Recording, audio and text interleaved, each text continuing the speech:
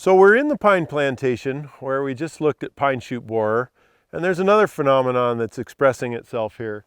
You see right behind me a last year's killed white fir, grand fir, and it still has needles.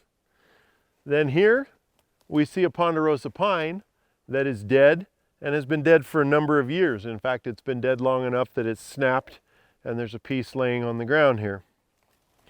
Then when we look at this ponderosa, we see that it is alive, but it's exhibiting a symptom that suggests there's something wrong with its ability to hold needles.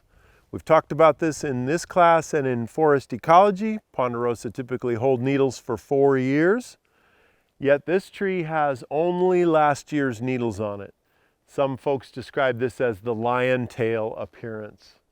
So there's something going on with this tree that's causing it to be, pretty compromised.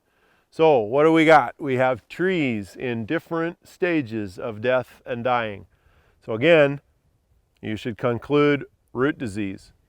So then we ask ourselves, well, root disease, just earlier in the day we looked at armillaria. Is this possibly armillaria? And while armillaria is a possibility, we have another clue here. And that clue is this stump. And we see that 30 years ago or more, that this ponderosa pine was harvested, leaving a dead stump. And then we have mortality. This tree not doing so well.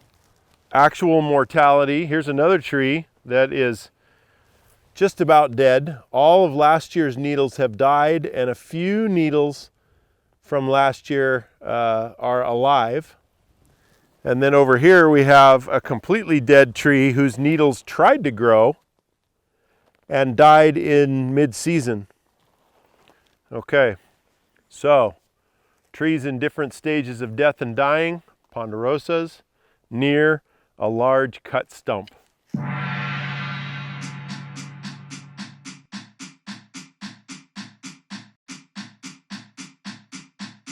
All right, you should have arrived at anosis or heterobasidion root disease as a likely, probably the most likely culprit.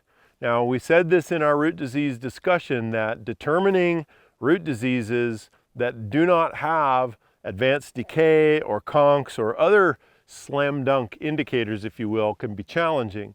But it does fit with the list of symptoms that we see for anosis. And we know that the Sisters District hosts both anosis and armillaria, and in some cases, armillaria and anosis may be operating on the same site in the same trees at the same time. But my assessment of this right here is that we have an ongoing infection of anosis in this pine plantation that's just causing sort of a trickle of pine mortality through the years. So another symptom that we see, we have the trees in different stages of death and dying.